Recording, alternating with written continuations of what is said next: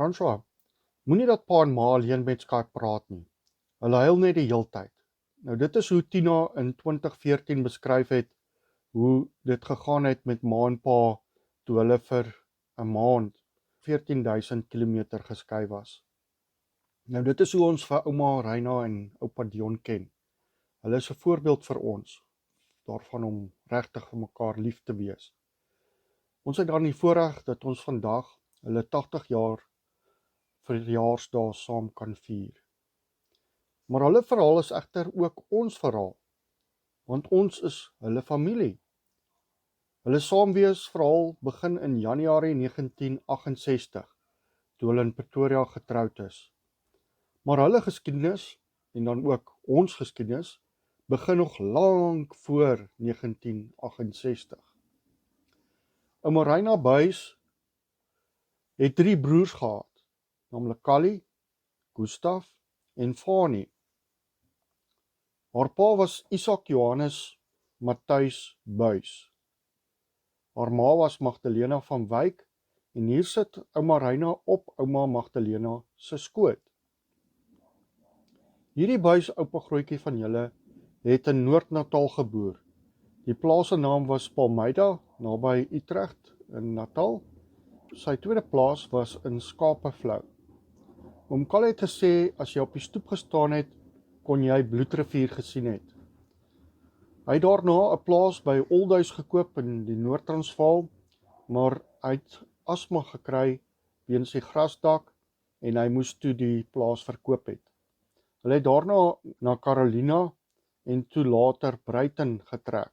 Julle ouma Reina was toe in standaard 4 gewees. Na oupa Buys se siektebed is hulle Natal toe. Sy oudste broer, oom Flip, het vir hom verblyf op een van sy plase aangebied, maar hy het toe op sy woord teruggegaan toe hulle daar aangekom het. En oupa Buys was op hierdie stadium al verswak en hy het nie die geld gehad of die krag om weer terug te trek nie. Dit is dan hoe hierdie Buyse dan nou en Ilana Berg beland het. Vandat hulle Natal toe getrek het, was ouma Reina in Pietermaritzburg in die skool by Voortrekker Hoërskool. Hierso sit ouma grootjie Magdalena van Wyk, wat toe nou later met 'n Buys getrou het. Sy sit bo op die skoot van haar ma. Dit was in 1905. Haar ma was Sofia van der Hoeven en haar pa was Stefanus Johannes van Wyk.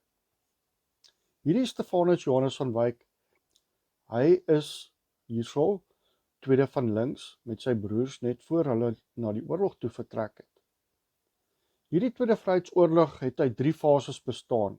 Die eerste fase was die konvensionele fase, waar die boere 'n klomp oorwinnings by Stormberg, Magersfontein, Colenso en Spioenkop behaal het.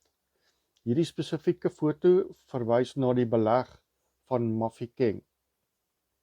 Met die tweede fase het die Britte gekom en hulle het 180.000 troepe in die veld gestoot.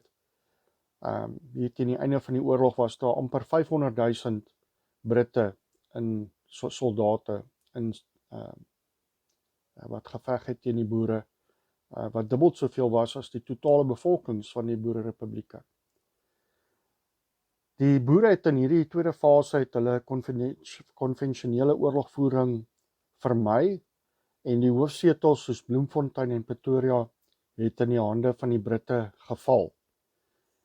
In die derde fase het die boere 'n plan gemaak, want hulle getalle was te min en hulle het oorgeskakel na guerrilla-oorlogvoering waar hulle infrastruktuur verniel het en dit baie duur en moeilik gemaak het vir die Britte om oorlog te kan voer. Die Britte het hierop geantwoord deur 'n verskroeide aarde beleid te volg. Plaashuise is afgebrand en plaasdiere is ook doodgemaak. Die Britte het duisende blokhuise gebou en die doel daarmee was om die beweging van boere aan bande te lê en om boere te vang en weg te stuur. Dit is dan ook hoe julle oeroupa Stefanus Johannes van Wyk gewond is. En hy is toe as krygsgevangene per skip na Bellary in Indië gestuur. Hierdie is 'n foto van hierdie oupagrootjie met sy makkers in hierdie kamp. Hy is 'n tweede van links in die tweede ry van onderaf. 'n Verre Britse antwoord was om konsentrasiekampe te skep, waar vroue en bejaarde ou mense en kinders gevange gehou is. Julle oeroupagrootjie George Ruthven is dan ook gevange geneem omdat hy al 80 jaar verby was. Hier in Middelburg se konsentrasiekamp het hy op 84-jarige ouderdom gesterf. Sy seun het wel aangegaan met die oorlog en deelgeneem as deel van die Pretoria Kommando. Nou hierdie Ruthven oupagrootjie is 'n afstammeling van generaal John Ruthven of Ruthven, soos wat hulle in Afrikaans sou sê, wat namens die protestantse Swede en Dene in die 80-jarige oorlog teen Spanje geveg het. Dit was hierso in die 1500s. Hierdie oorlog het dit vir ons moontlik gemaak om vandag protestante te wees en in vryheid die Here aan te roep. Julle oupagrootjie Buys was nog te jonk om te kon veg in hierdie oorlog. Dit is nou die oorlog van 1899 tot 1902. En daarom is hy en sy ma en susters gevange geneem en hulle is na die Merebank konsentrasiekamp in Durban gestuur. In hierdie konsentrasiekamp het die twee Buys dogtertjies gesterf en is hulle daar begrawe. Hierdie oupagrootjie van Wyk was die afstammeling van kommandant Stefanus Johannes van Wyk, wat 34 gestuur is om die Khoisas te straf. Hierdie Khoisas het die 6de grensoorlog begin deur Stefanus Bernardus Buys op sy plaas te vermoor aan die oosgrens naby Fort Beaufort. Ouma Reina Sofia van Deventer is vernoem na haar ouma grootjie Sofia van der Hoeven, wat getroud was met hierdie Stefanus Johannes van Wyk. Nou hierdie ouma grootjie van julle het 'n geweldige, wonderlike kunsttalent gehad. Hierso is 'n paar foto's van skilderye wat in ouma Reina se sitkamer pryk. Ouma van Deventer se huis het ook hierdie skildery van 'n skippie wat vaar. En hierdie skildery is in François van Deventer se huis in sy sitkamer. Nou as 'n mens na party van die skilderye wat ouma Reina gemaak het, dan kan mens sien waar sy haar talent geërf. En dieselfde met Esther. Sy kan baie mooi teken. Hierso het sy 'n paar sketse geteken van haar sussie Wilma. Ja, sy het ook wonderlike mooi talente gekry.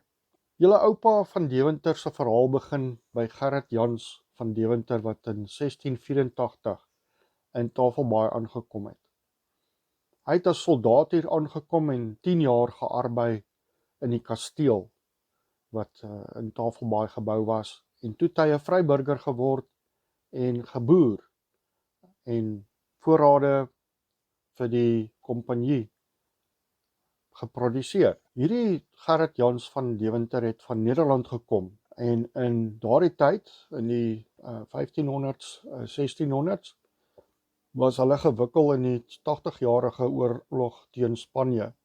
En hierdie oorlog is net gewen in 1648, net so 'n paar jaar daarna het hy toe nou na Suid-Afrika toe gekom.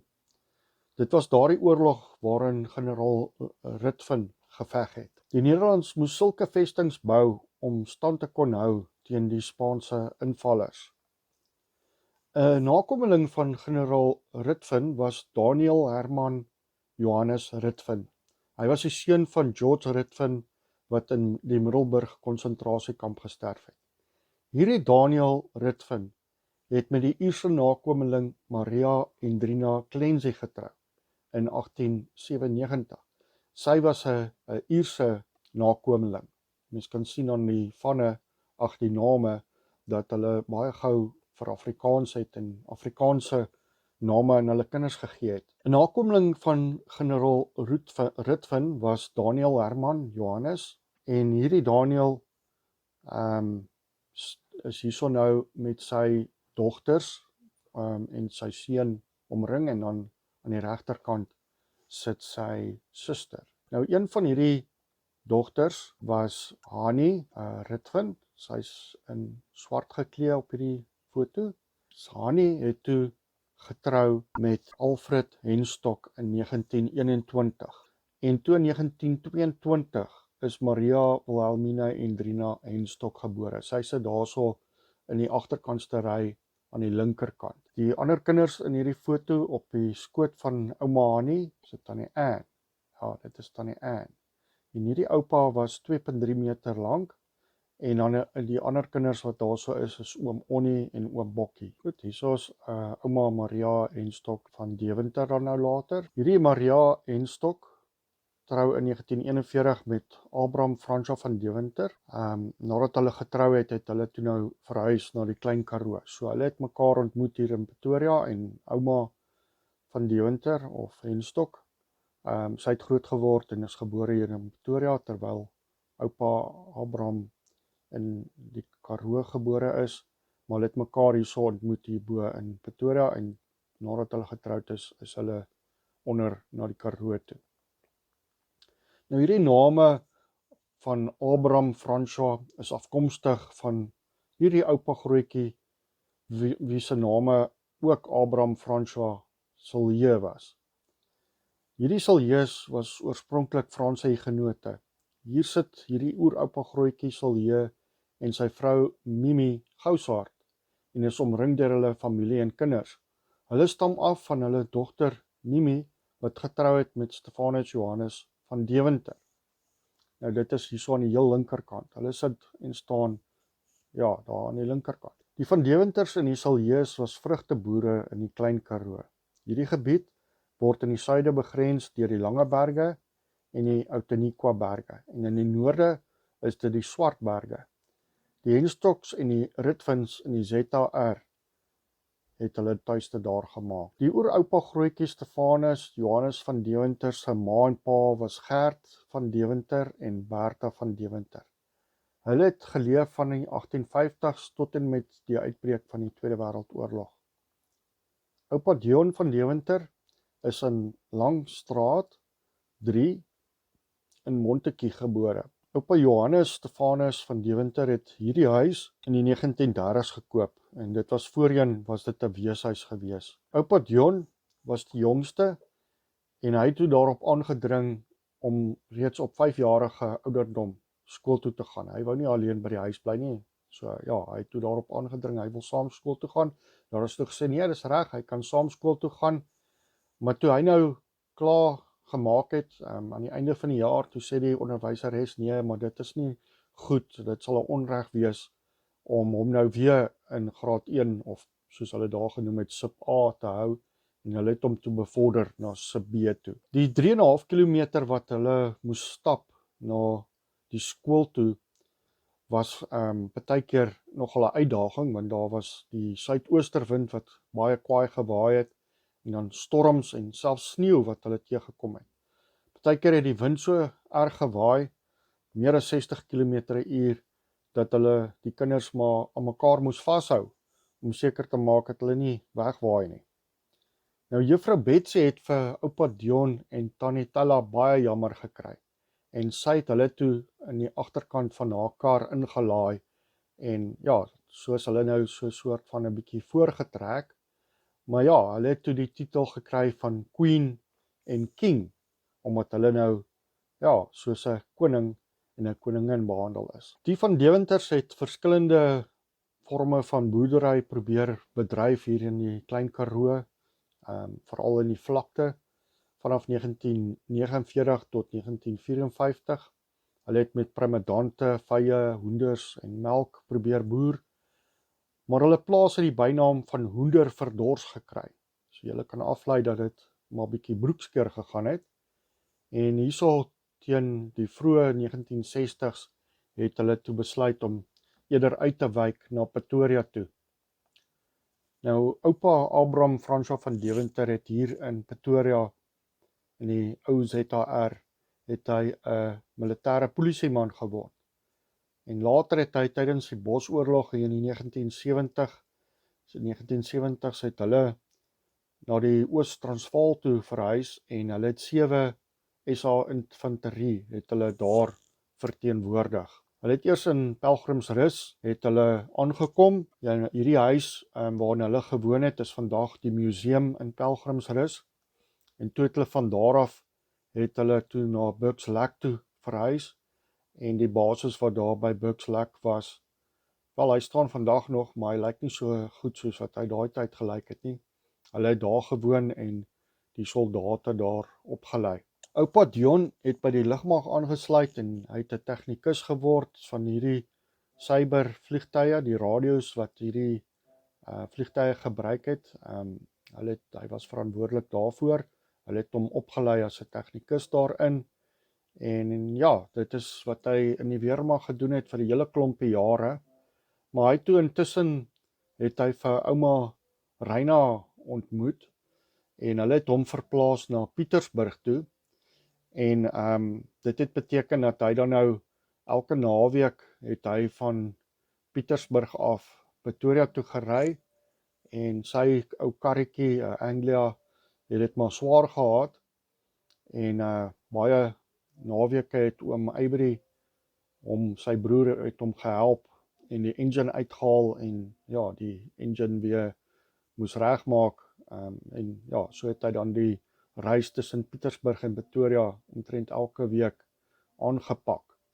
En hierso teen 1968, Januarie 1968 wou Reina en Dion, ouma Reina en oupa Dion wou hulle trou. Maar die lugmag het daarmee ingemeng want hulle wou toe vir oupa na Rhodesia toe stuur as 'n polisieman en dan sou die voorgenome huwelik dan nou in die gedrang wees. En hulle het toe besluit, ja maar goed, hy sal dan nou eerder sy werk in die lugmag bedank en dan trou. So ja, so hulle het getrou en oupa Dion het eintlik nie 'n werk gehad nie. Hy het toe wel werk gekry by Siemens en hulle kon toe 'n stuk grond met die samewerking van 'n paar vriende in Mountain View koop en hulle het dit toe opgedeel en hulle het toe hierdie pragtige huisie daar gebou teen die voet van die Magaliesberg. Dit was dan nou hierso in hierdie huis wat oupa van Deventer, Dion, wat hy 'n vreeslike aversie teen enige Namakwalandse Madeliefies ontwikkel het. Wat gebeur het is dat hy 'n mangeloperasie moes ondergaan in sy 20's en ja, dit is nou maar erg as jy 'n bietjie ouer is as jy hierdie operasie ondergaan. En daai selfde tyd was hierdie Madeliefies in volle blom en ja, hy het toe nou assosiasie gemaak met die vreeslike pyn en hierdie Madeliefies en daarom kan hy hierdie blommetjies glad nie verdra nie. Dit herinner hom aan die vreeslike pyn. Nou oupa het toe intussen nou by Siemens begin werk. Hy het by hierdie maatskappy in Koedoespoort begin. Hierdie is die gebou in Koedoespoort wat vandag nog daar staan. En hy het meer as 30 jaar by hierdie maatskappy gewerk. By Siemens het oupa Dion dan ook die verantwoordelikheid gehad om allerlei elektroniese komponente te vervaardig. Hier kan julle van die komponente wat ons aan hom kan toeskryf, kan julle sien. En hy was dan ook 'n spesialis op relays gewees. In 1975 het die van Deventers na Kylaan 308 in Sinnewil verhuis. En ouma Magdalena Buys het toe met haar Ford Zephyr het sy kom kuier. Hierdie kar het 'n rad gehad aan sy stuurwiel, waarmee jy hom nou in verskillende ratte kon sit. En op die dag, toe sy nou kom kuier het sy hierdie kar sy petrol baie diep ingetrap, maar sy het intussen vergeet om die kar aan rad te sit. En so het sommer met die petrol ingetrap, het sy hom toe in 3-rad gegooi en daar spin die kar toe daar teen 'n geweldige spoed weg. En hy mis hierdie posbus, hierdie muurtjie so aan die regterkant van die pad, mis hy rakelings en sy spin hom daar so uit. Nou dit was nie die enigste waar ouma 'n bietjie roekeloos met die kar omgegaan het nie. Onthou sy was nou al 'n bietjie ouer, dit is nou ouma Magdalena Buys. Sy het op 'n ander stadium met sy te naby aan 'n afleweringsmotorfietsie gery en die arme man het sy sommer van die pad af gery. Hy het toe daarom nie seer gekry nie, maar ja, dit was toe die laaste gewees en die kinders het toe vir haar gesê, nee, dit raak nou te gevaarlik, sy kan nou nie meer met die kar rondry nie en hulle het toe die kar verkoop en toe van daardie dag af was ouma Magdalena of Maxie soos wat hulle haar genoem het, was sy toe nou aangewese op publieke vervoer en moes sy met die bus oralste rondry waar sy wou wees. Oupa Dion het rondom 1980 het Siemens hom verplaas toe van Koedespoort af na Waldlo toe. En natuurlik het dit toe nou beteken dat die van Deventers moes trek, want Sinnewil was nou net te ver van Waldlo af en hulle toe getrek na Meyerspark toe. En hulle besluit toe dat hulle nie 'n huis gaan koop nie, hulle gaan hulle eie huis bou. So hulle het 'n erf gekoop in Kentweg 329 en toe het hulle begin om hierso hulle eie huis te bou. Ouma Reina het die projekbestuur gedoen van hierdie huisbou. Daar was 80.000 stene en 600 sakkies sement wat bestel moes word en al die koördinering wat daarmee saamgegaan het. Sy moes gesorg het dat alles op die regte tye afgelewer word. Daar was intussen 'n krisis gewees met stene en sy moes ook nou nog sukkel om die stene in die hande te kry. Nou ouma Reina se broer, hy het gehelp om die dak aan mekaar te sit, want hy was 'n skrynwerker.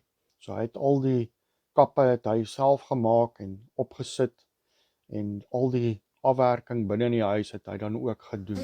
Hierso teen die 80s het die Bosoorlog wat in Suid-Afrika afgeskop is, Suider-Afrika deur die Sowjetunie en hulle volgelinge en bondgenote hier in Afrika. Hierdie oorlog wat gewoed het, die Bosoorlog het dan gemaak dat hierdie tipe van lugaanval sirenes oralste in die stad opgerig is. Hierdie ene staan daar voor op die plaas vandag. Daar's by baie skole sal julle ook hierdie lugafweer sirenes sien. Die idee daarvan was om te waarsku indien die Sowjetgesteunde vyande van ons vliegtuie sou stuur om ons te bombardeer. Nou die Sowjetunie en Cuba, hulle het verskillende vegvliegtuie na Angola en Mosambiek gestuur.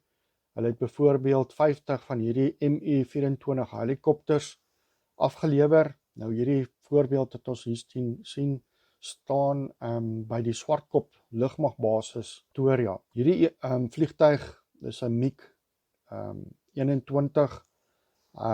Hy het in Suidwes-Afrika of Namibië het hy naby Grootfontein moes hy noodlanding doen. Die vlieënier het verdwaal.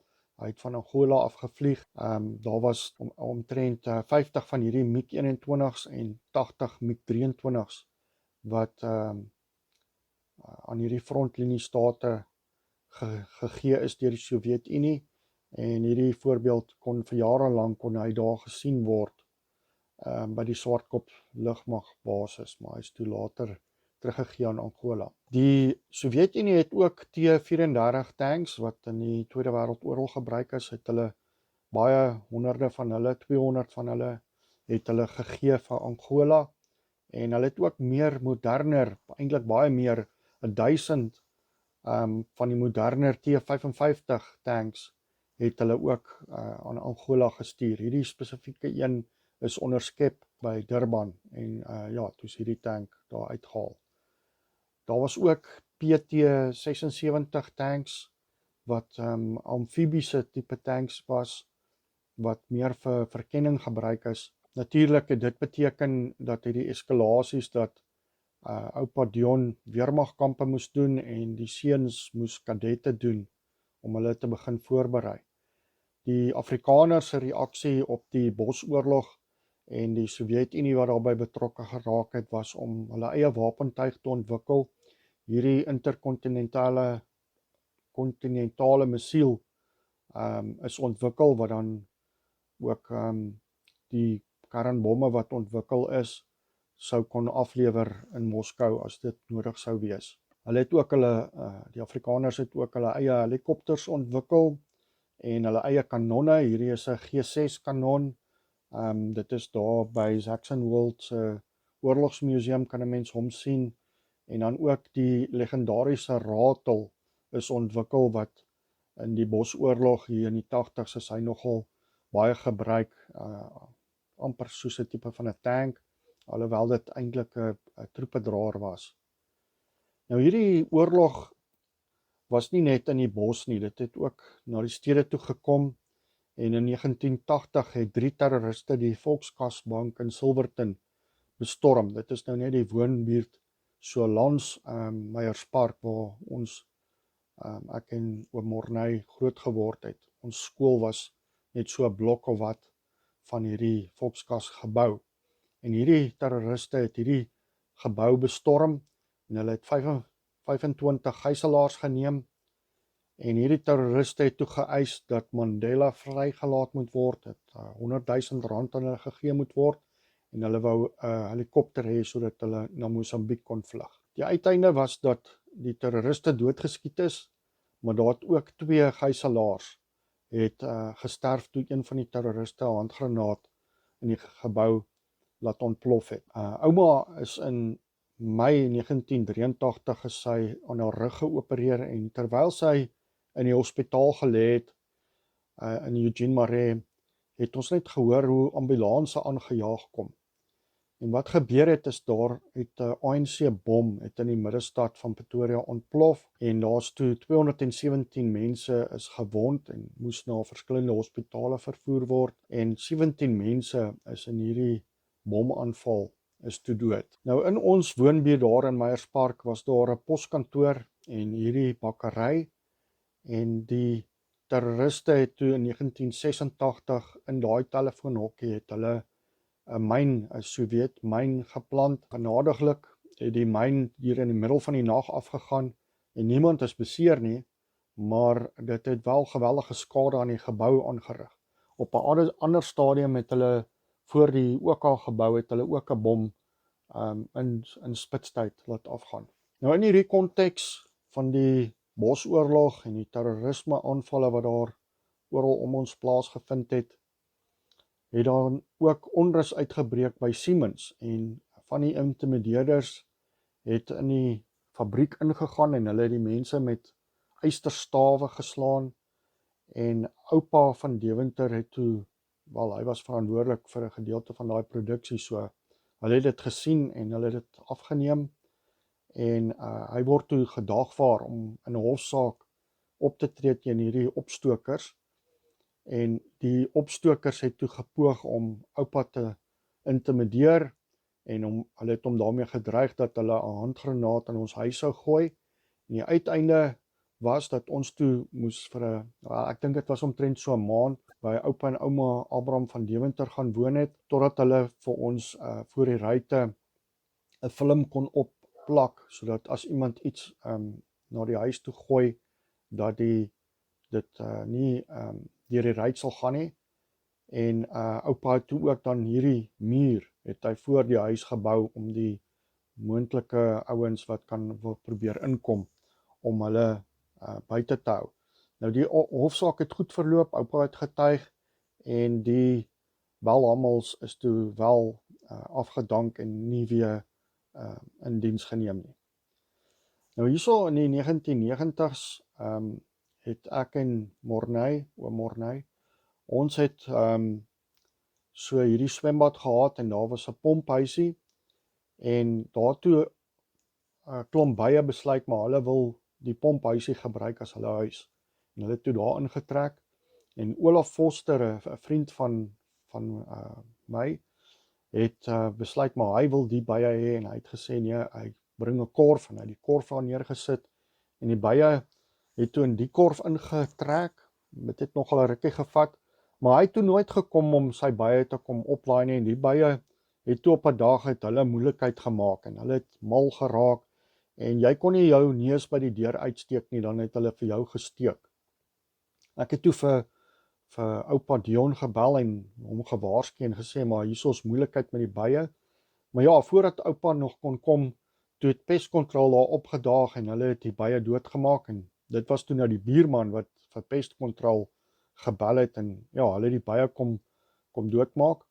En oupa het toe dadelik huis toe gery en hy het toe die hierdie korf het hy toe dadelik in die agterkant van die kar gesit. En dit was ook maar net so goed, want so 15 minute later toe kom die buurman met 'n kamera daaraan. En dit kom toe uit dat die buurman hy het toe nou skade opgetel. Ons het die korf het ons toe na Bronkhorstspruit toe gery, na oupa en ouma van Deventer se huis daar in Bronkhorstspruit, en ons het hom hier in die agterplaas het ons hom eers verbrand en toe begrawe.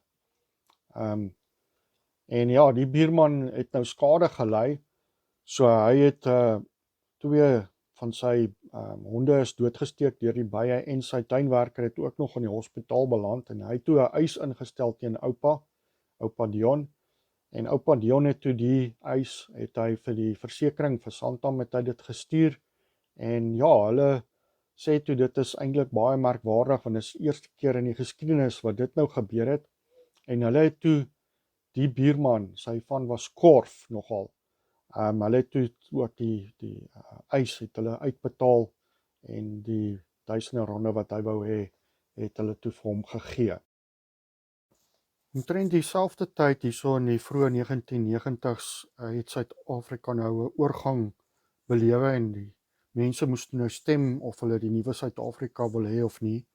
Nou oupa en ouma en ek en Morney, ons het was van mening dat dit nie goed is nie, en dat daar nee gestem moet word daarteen, en toe het ons dan ook gehelp om plakate te maak, en julle kan sien daar staan hier geskrywe ter wille van die Christendom. Nou as ons 'n bietjie, nou hoe lank, 30, 35 jaar later kyk, dan wil dit lyk of ons toe reg was, veral as mens kyk na die CRL en hulle pogings om die Christene aan bande te lê. So ons het daarom ook ons bydra gelewer in die geskiedenis, en ouma en oupa, hulle het ook hulle deel gedoen, en ja, hierso kan julle sien is hulle swembad waar ons hierdie plakate aan mekaar gesit het.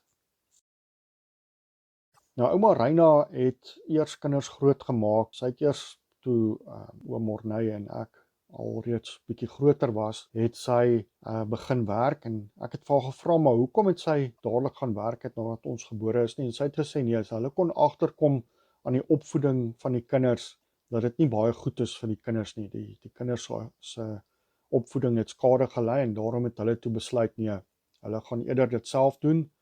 En ouma het toe julle kan julle indink, het maar finansiëel maar swaar gegaan met hulle, so ouma Reina het toe maar 'n tuisnywerheid begin, en sy het truie gebrei, en oupa het die truie by sy werk verkoop, en ja, op die manier het hulle ekstra geld kon inbring, maar dit het ouma se rug nogal opgekuil, en toe het sy hierso so in die 1980s het sy toe begin werk by verskillende boumaatskappye. Sy het by Stocks & Stocks byvoorbeeld gewerk vir 'n volle 18 jaar. En oupa Dion was die eerste een wat afgetree het, en ouma het toe nog seker so 2 jaar of wat daarna nog gewerk, maar die stres was te veel, en oupa het toe net vir haar gesê, maar man, hou op met werk, waarvoor wil jy nou nog werk? Stop dit, tree af, en ja, toe het ouma ook saam met oupa afgetree. Nou voordat oupa afgetree het, het hy in 1992 die staatspresident toekenning vir uitvoere van elektroniese komponente het hy gekry. En dit het ingesluit myntoerusting, dit is nou elektroniese komponente vir myntoerusting, telekommunikasie, selfone, selfoontorings, koperdraad en allerlei ander elektroniese komponente. Oupa het 32 jaar by Siemens gewerk, en hy toe in 1999 het hy op 53 jarige ouderdom het hy kon aftree.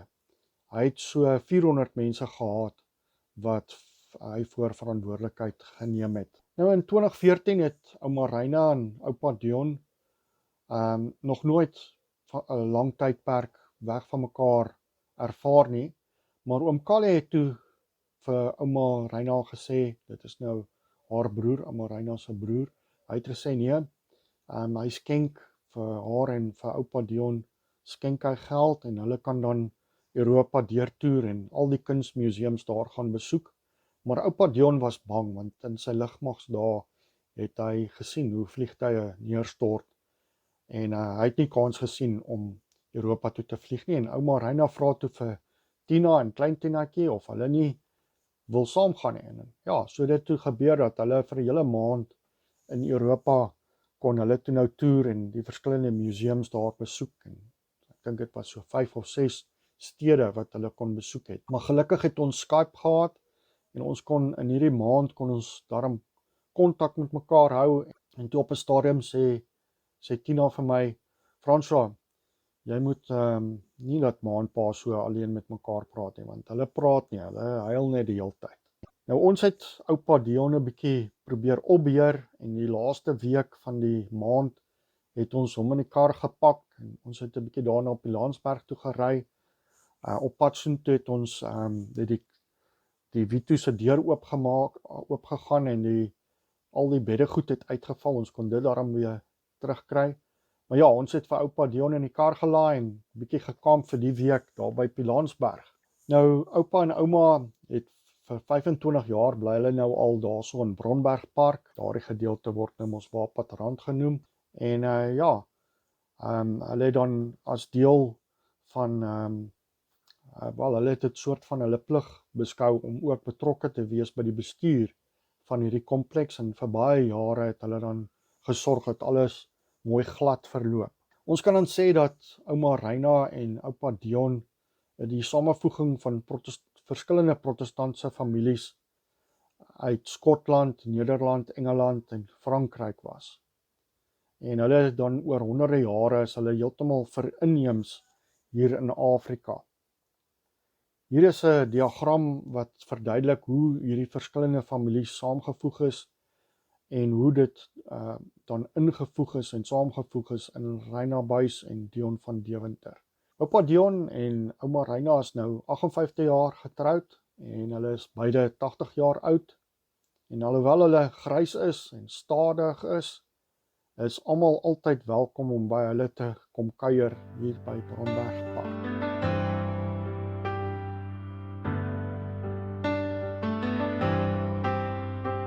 Van de winter bloeit hy die Hollandse vleie.